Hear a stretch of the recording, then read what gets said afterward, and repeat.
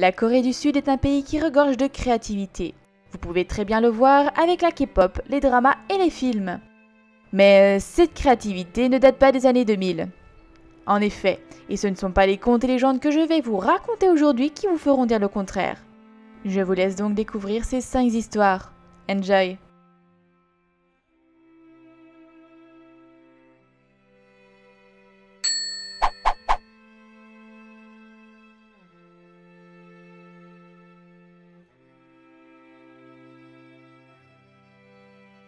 Cette créature qu'est le Gumiho est souvent retrouvée dans les contes coréens. Gumiho signifie littéralement renard à 9 queues. On le retrouve d'ailleurs aussi au Japon sous le nom de Kyuubi no Kitsune, comme dans le célèbre manga Naruto, ou en Chine sous le nom Jiweiha. Elles peuvent être à la fois bienveillantes mais également malfaisantes. Dérivant d'un ancien mythe chinois, il est raconté qu'un renard, une fois ses 1000 ans passés, se transforme en Gumiho. Il a donc la liberté de se transformer en ce qu'il désire, mais bien plus couramment en une magnifique jeune femme, pour plus facilement séduire les hommes, afin de manger leur cœur. Et quand elle n'y parvient pas, elle se retrouve contrainte à aller creuser les cimetières la nuit pour déguster le cœur des cadavres. Tout à fait charmant. Malgré son apparence similaire à celle d'un être humain, elle ne peut échapper à sa nature. Dans le conte La servante qui a découvert une Gumiho à travers un poème chinois, une Gumiho se fait pourchasser par un chien parce que justement c'est une Gumiho qui sent le renard. Les Gumiho semblent être vus très négativement dans les contes coréens. Pourtant, la légende raconte que si la Gumiho s'abstient de manger de la chair humaine pendant 1000 ans, elle pourra devenir un humain à part entière. Faut-il encore qu'elle vive 1000 ans sans être découverte et sans manger de chair? Dans la culture moderne, la Gumiho est extrêmement connue et la légende d'origine est déformée et remodelée à la guise du producteur, pour mieux plaire au public moderne bien évidemment. En tant que fan, vous connaissez peut-être les dramas Gumiho, Tale of the Fox Child, My Girlfriend is a Gumiho ou peut-être encore The Thousand Man.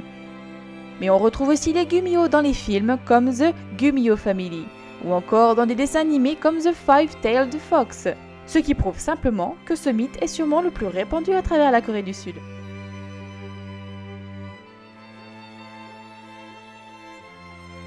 À travers le monde, on peut trouver de très nombreux contes racontant l'histoire entre une fée et un bûcheron.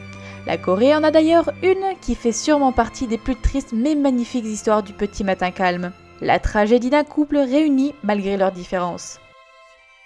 Il y a très longtemps, dans un village, vivait un bûcheron avec sa mère. Un jour où le bûcheron faisait son travail, il rencontra une biche, poursuivie par un chasseur.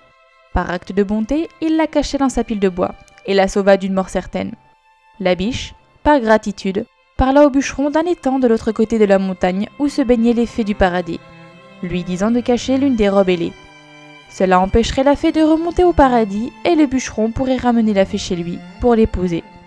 Mais la biche avertit le bûcheron qu'il ne devrait absolument pas montrer la robe de la fée avant d'avoir eu leur 3e enfant.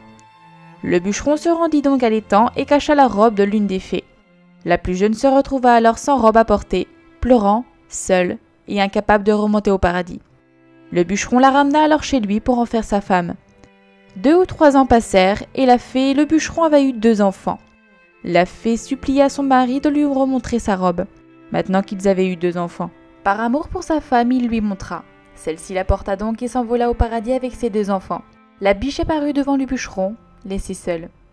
Elle lui expliqua qu'un seau venant du paradis se trouverait proche de l'étang et lui permettrait de retrouver sa famille.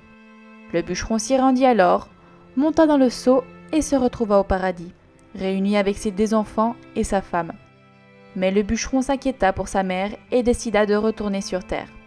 Sa femme lui donna un cheval du paradis pour descendre sur terre. Elle lui dit de ne jamais en descendre, sinon il ne pourra jamais revenir. Il redescendit donc sur terre pour voir sa mère, à cheval. Elle cuisina le plat favori de son fils, mais celui-ci était si chaud que quand une bouchée échappée du bol tomba sur le dos du cheval, celui-ci sursauta, faisant tomber le bûcheron avant de retourner, en volant, au paradis. La fée, voyant le cheval remonter seul, se mit à pleurer. Le bûcheron, de son côté, se transforma en coq et ne cessa de chanter pour le ciel, sa femme et ses 2 enfants.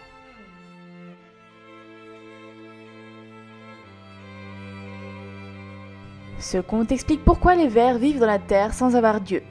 Il offre un moyen divertissant d'expliquer pourquoi le lombric est ainsi. Il y a très longtemps, le ver avait des yeux, mais l'écrevisse n'en avait pas, malgré une peau aussi douce que la soie d'un ruban.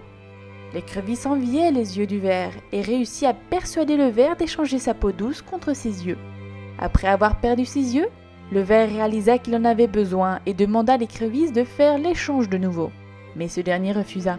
Incapable de contenir sa colère et sa honte, le ver s'enfonça dans la terre pour pleurer. Ce conte est très simple et a d'ailleurs de nombreux dérivés à travers la Corée. On peut d'ailleurs trouver des contes similaires à travers le monde, comme le conte Le Rossignol et le lézard sans pied, où le rossignol emprunte les yeux du lézard sans jamais le lui rendre.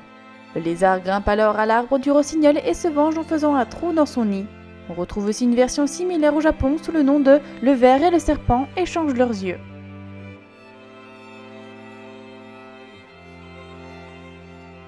Cette histoire nous raconte les conflits entre deux frères. L'amour entre frères est bien connu et reconnu en Corée du Sud, le grand frère ayant toujours le dessus sur le petit, tel un roi avec ses sujets. L'histoire raconte la jalousie d'un grand frère envers son plus jeune frère, qui était plus gâté par leur mère. Un jour, dans un excès de colère, le grand frère attaqua le petit et le rendit aveugle. Le grand finit par fuir, mais un dieu de la montagne apparut et dit au plus jeune d'utiliser une herbe médicinale afin d'ouvrir de nouveau ses yeux. En suivant le chemin indiqué par le dieu, le jeune frère tomba sur la demeure d'une riche famille dont la fille était mourante à cause du venin d'un mille-pattes qui se cachait dans une nervure du toit. Le jeune frère, après une recherche acharnée, réussit à trouver le mille-pattes pour finalement le tuer, guérissant la jeune fille. Le riche père apaisé fit du jeune homme son beau-fils, lui donnant une partie de sa fortune. Le dieu de la montagne apparut de nouveau dans les rêves du jeune homme, lui disant d'aller creuser un puits dans un village souffrant du manque d'eau. Le jeune frère se rendit dans ce fameux village et décida de creuser le puits sous la souche d'un arbre vieux de plus de 100 ans. L'eau jaillit et pour le remercier, le village lui offrit de l'or, le rendant encore plus riche. Après quelques années, le jeune frère décida d'organiser un banquet. Il se retrouva réuni avec son grand frère. Le jeune frère, aimant toujours son grand frère, lui arrangea un mariage et partagea sa richesse. Le grand frère lui fut alors à tout jamais reconnaissant, le servant jusqu'à sa mort. Ce conte a deux versions, j'ai décidé de n'en raconter qu'une seule des deux. Elles sont assez similaires, mais pourtant la fin est bien différente. Dans la seconde, on ne revoit pas le grand frère, mais la mère. Ce n'est donc plus une histoire de deux frères, mais l'histoire d'une mère et de son fils. J'ai préféré vous raconter celle-ci car le grand frère fait face à ses erreurs. Il y a une vraie morale à la fin. Il ne faut jamais sous-estimer les liens familiaux. Vous en aurez toujours besoin au cours de votre vie.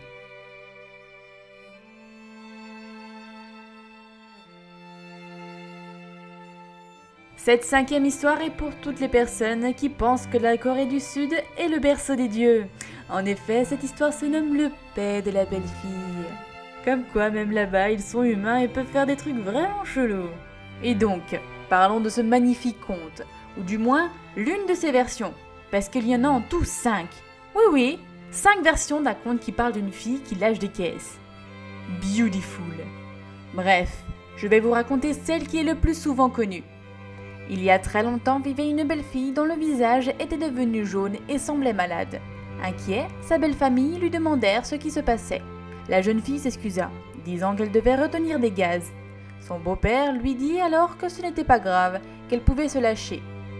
La belle-fille s'empressa alors de dire « Alors, j'aimerais vous demander d'attraper une des poutres, beau-père, et vous, belle-mère, attrapez le portail. Cher mari, attrapez la porte de la cuisine, et vous, belle-sœur, le chaudron. » Quand tout le monde fut prêt, elle se lâcha alors, et la maison se retrouva soufflée par un paix puissant. Le beau-père s'accrocha fortement pour rester en place. La belle-mère vola tout en tenant les barreaux du portail. Le mari, lui, se retrouva incapable de contrôler la porte de la cuisine qui se fermait et s'ouvrait sans cesse. Et la belle-sœur, elle, tomba dans le chaudron. Les beaux-parents décidèrent de renvoyer chez elle cette belle fille avec un pouvoir si ridicule. Mais le beau-père l'accompagna quand même. Sur le chemin, ils croisèrent un tapissier et un forgeron, qui voulaient récupérer des poires. Mais l'arbre était trop grand et c'était impossible d'y parvenir. La belle-fille leur dit alors qu'elle était capable de les récupérer, mais qu'en échange, elle voulait de la soie et du cuivre. Les deux hommes acceptèrent, presque sûrs qu'elle n'allait pas y arriver. Elle libéra à ce moment un paix qui fit tomber toutes les poires de l'arbre. Comme promis, les hommes lui donnèrent son dû et récupèrent les poires. Le beau-père, ayant changé d'avis, ramena la belle-fille chez lui, se disant que son pouvoir allait pouvoir servir finalement. L'histoire la plus passionnante est finie. Comme je l'ai dit avant, il y a 5 versions de cette histoire.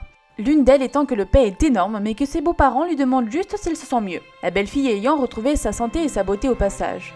Un autre étant qu'elle souffle carrément ses beaux-parents avec la force de son paix. Dans une version, le mari aussi est soufflé par la force du paix, la laissant veuve. Cette histoire est assez intéressante malgré tout. Quand on regarde la fin, on remarque que ce qui a fait revenir la belle-fille chez ses beaux-parents n'est pas qu'elle a changé son comportement, mais plutôt que le beau-père a changé sa perception des choses. Le bon vivre et l'utilité de la belle-fille surpassant alors la vision parfaite de la femme modeste et discrète. Un seul paix peut rendre les gens heureux. Qui l'eût cru ? Et voilà, cet épisode est terminé, j'espère qu'il vous aura plu. Il devait sortir un tout petit peu plus tôt, mais je suis tombée malade entre temps. Et j'ai pas pu le sortir plus tôt, logiquement. J'étais Chloé au lit, donc je pouvais pas. N'hésitez pas surtout à me dire ce que vous en avez pensé dans les commentaires. Je lirai sûrement tous les commentaires, parce que j'en aurai peut-être pas beaucoup. Donc forcément, ça me fait toujours plaisir d'en avoir. N'hésitez pas à m'en mettre, j'adore ça, lire les commentaires, lire ce que vous en pensez. N'hésitez pas à me dire ce que vous pensez aussi en général de la chaîne, ce que vous pensez... Si vous pensez que c'est mieux avec la voix ou si vous pensez que c'était mieux avant sans la voix, n'hésitez pas à me dire ce que vous en pensez vraiment. Aussi n'hésitez pas à me mettre un petit like ou un petit dislike en fonction de si vous avez aimé ou pas la vidéo, et j'espère vous voir la prochaine fois. Ciao. Ah, et n'oubliez pas, abonnez-vous à mon Twitter, c'est très important parce que comme ça vous pouvez suivre tout ce que je fais, Twitter et Facebook. Ah, ciao.